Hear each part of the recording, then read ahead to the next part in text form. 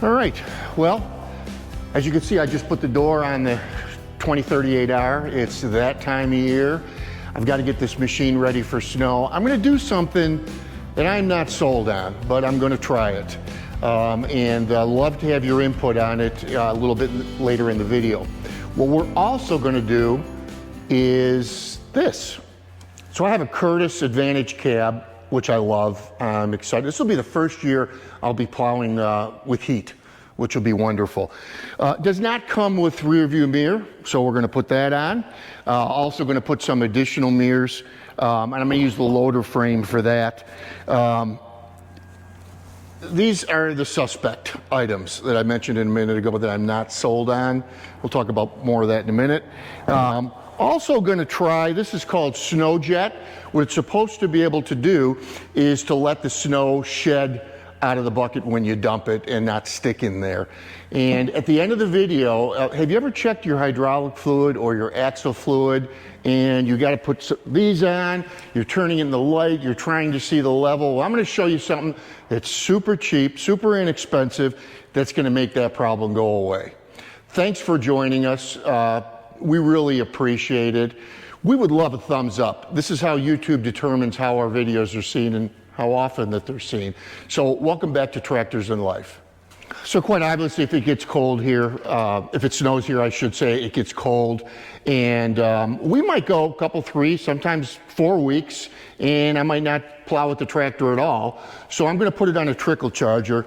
I've used various ones over the years, and this is one called Battery Tender, and I'll have it plugged in to the 110 circuit, obviously. But it has, what I don't want to have to do is to be fooling with the alligator clips all the time. So I'm going to permanently mount this back section here, which has a plug. We'll mount that to the battery and then mount this somewhere that I can get at it easily without a lot of trouble. So let's do that now. So I'm not certain how you're going to be able, how well you're going to be able to see this. So I've got a 13 millimeter wrench, and I'm just going to loosen the nuts on the battery itself. Okay, so I didn't want to bore you with the hookup, but as you can see, I've got one side going to the positive, one side going to the negative, and then I just took a twist tie here off of the this hose, and that way I could just reach into the tractor. Let me get this light out of the way. That way I can just reach into the tractor, pop the hood, and I've got this female connector here to be able to hook up the trickle charger, and hopefully no dead batteries this winter. This is where my consternation is. I'm not sure if matter of fact, I'm pretty sure I'm not going to like these. And here's the problem. You know, when you put these on, you've got this gap. Now, it's only, I don't know, maybe 1/2, 3/4 of an inch. But here's the problem with plowing snow. You're gonna leave that deposit on the driveway. You know, if you get a thaw, it's not gonna matter, but sometimes we'll have several weeks where it's at or below freezing, and I'm afraid of that turning to ice. So I'm gonna try it. I'm gonna see how I like it. And the only reason I'm doing this is to try to preserve my blacktop driveway. All right, so where to position these, I'm gonna go just a little bit off the edge on this and torque them down as tight as I can. You know, I'm not sure about anything with these, to be honest with you, but I'm gonna try it. You know, I resurface my driveway every year. I'm not so concerned about the, you know, kind of skid marks from the bucket, but what I am trying to save is some of the gouging that the bucket does do, especially in bad storms. You know, frankly, I'll lose my patience. And I was back dragging with the bucket, which is another reason I knew these wouldn't work. You can't back drag with these on, but I'm gonna do something a little bit different that I'll show you in a moment. That leads me to, I don't know, at least want to try these. One thing that these are really good for is if you're trying to clean up topsoil, stone, mulch off somebody's lawn, is this keeps you from, you know, getting a little sloppy and digging in. All right, so here's my other method I'm changing this year. I'm going to use the box blade to back drag. So this is why I was able to put the edge tamers on, because I'm not going to have to back drag with the bucket. One thing I do want to do is I want to pull off the scarifiers. Hey, by the way, does anybody know, is it scarifiers or scarifiers? Put that down in the comments if you would, please. I'm not sure.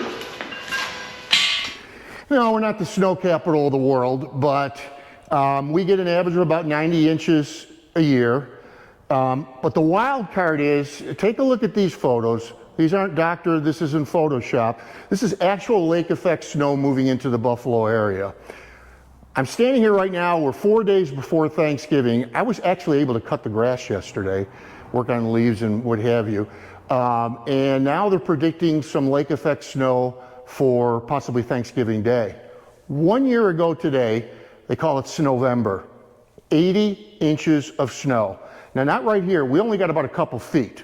And Buffalo's accustomed to that. I mean, we get it cleaned up, life goes on. But just south of the city where the Buffalo Bills play in Orchard Park, 80 inches of snow.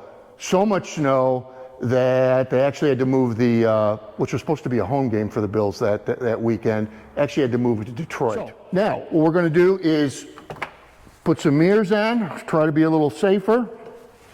So as I mentioned, the Curtis cab does not come with the rear view mirror. So we're going to put this aftermarket mirror on. It's going to be fine. We'll be safer. I was able to find this mount for my cell phone. I really like it. Yeah, I may have messed up. I probably should have put it on the other side so I'm not hitting it, getting in and out. We'll see how this is, but more convenience. It's just going to be nice to have that.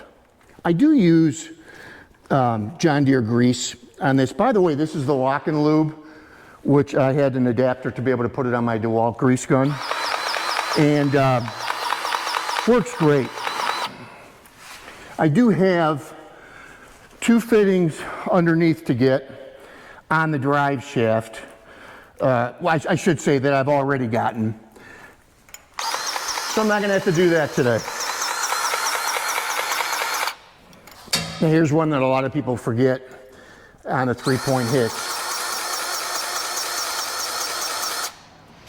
Hey, and by the way, earlier when I was hooking up to the battery terminals, can't tell you how many times I dropped the screws. If you don't have one of these are magnets and very powerful. I've actually got a whole set of them, different diameters.